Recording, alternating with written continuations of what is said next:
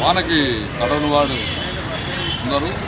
ఒక వేమన పద్యము రాని తిరుగువాడు అనేటువంటి రూపక్తి అంతటి ఈ యొక్క పద్యాలతో ఆటవేది పద్యాలతో పండితులు కాకుండా పామరులు కూడా అర్థమయ్యేటువంటి రీతిలో పద్యాలను అందజేసి ఆనాటి నుంచి ఈనాటి వరకు ఉండేటువంటి సమాజంలో ఉండేటువంటి రుగ్మతలను పారదోలడానికి తన వంతు ప్రయత్నం చేసినటువంటి యోగి వేమన గారికి సముచిత గౌరవం ఇవ్వాలనే సదుద్దేశంతో యోగి వేమన రెడ్డి సేవా సంఘాన్ని స్థాపించడం 2017 సంవత్సరంలో. అప్పటి నుంచి కూడా ప్రతి సంవత్సరం కూడా ఇక్కడ అనంతపురం ఆర్ట్స్ కాలేజ్ ఎదురుగా ఉన్నటువంటి కాంస్య విగ్రహం మా సంఘం ఆధ్వర్యంలో ప్రతిష్టాపన చేయడం జరిగింది. అప్పటి నుంచి కూడా యోగి వేమన జయంతి వేడుకలను ఘనంగా నిర్వహిస్తున్నాం. ఈరోజు కూడా యథావిధిగానే ఇక్కడ జరుపుకోవడం జరిగింది. దీనికి రెడ్డి ప్రముఖులైనటువంటి జిల్లాలో ఉన్నటువంటి విశ్వేశ్వరరెడ్డి గారు, ఆనంద చంద్రారెడ్డి గారు, నిజాంరెడ్డి గారు, డిప్యూటీ మేయర్ కోగటి విజయభాస్కర్ అన్న గారు, రెడ్డి సంఘం నాయకులు కట్టెంటి శ్రీనివాసరెడ్డి అన్న గారు, నిలవాయి రాజశేఖర రెడ్డి అన్న గారు తదితరులు చేయడం జరిగింది. అందరూ కూడా ఒకటే రికార్డు ఇచ్చారు. రెడ్లు వారు తన తరాల నుంచి కూడా వాటి కాకుండా సమాజ అభివృద్ధి కోసం ఎంతో త్యాగాలు చేసేటువంటి వ్యక్తులు ఉన్నారు. ప్రతి ఊరిలో కూడా ఒక రెడ్డి అనేవాడు ఉంటే ఆ ఊరు బాగోగులను చూసుకునేటువంటి వ్యక్తిగా ముందురెడ్డి కూడా జరుగుతూ ఉంది. అదేవిధంగా మనం కూడా సమాజ స్థాపన కోసం, మంచి సమాజ స్థాపన కోసం ఈ యొక్క యోగి వేమన రెడ్డి భావజాలను మనం ముందుకు తీసుకువెళ్లాలనే ఉద్దేశంతో ఈ సంఘం స్థాపించడం జరిగింది. అందులో భాగంగానే వారి యొక్క పద్యాలు అయితేనేమి, వారిపైన పద్య రచనలు అయితేనేమి, తర్వాత మా కులంలో ఉండేటువంటి పేద విద్యార్థులకైతేనేమి సహాయక సహకారాలు అందించాలనే ఉద్దేశంతో ఈ కార్యక్రమం చేపడుతున్నాము. దీనికి ఈరోజు అందరూ కూడా హాజరు కావడం చాలా సంతోషదాయక విషయము.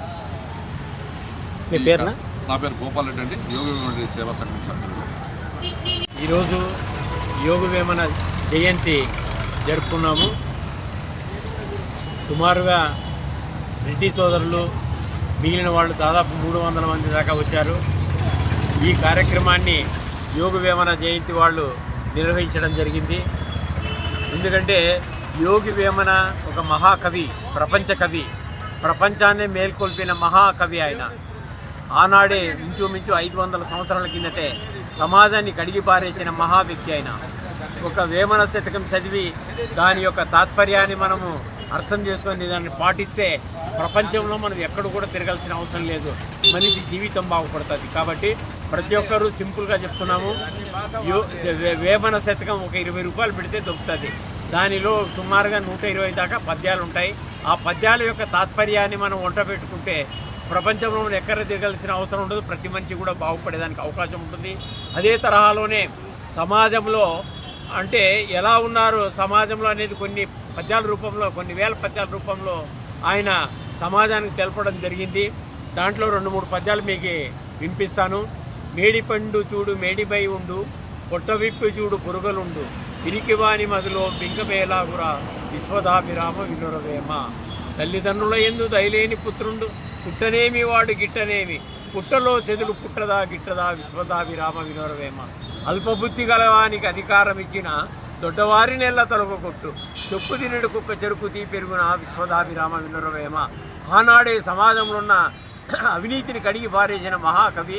మరి అటువంటి కవి ఒక విధంగా వాస్తవంగా అనిపిస్తుంది. ఆయన గుడ్డలు లేకుండా చూపించడం అనేది నాకైతే నేనైతే 100% నమ్మను. ఆయనకి గిట్టని వాళ్ళు ఈ విధంగా చూపించారేమో అని మాకు ఇదొకైతే అనుమానం అయితే ఉంది. ఆయన మహాకవి, ప్రపంచ కవి, ఒక రాజు కుటుంబంలో పుట్టిన ఆయన మహా వ్యక్తి. ఆయన ప్రతి ఒక్కటి కూడా చూసి చవి చూసి దాన్ని రుచి కనుక్కొని మళ్ళా సమాజానికి మేల్కొల్పిన మహాకవి. మరి వేమన గారి జయంతి సందర్భంగా కృతజ్ఞతలు తెలుపుతున్నాం.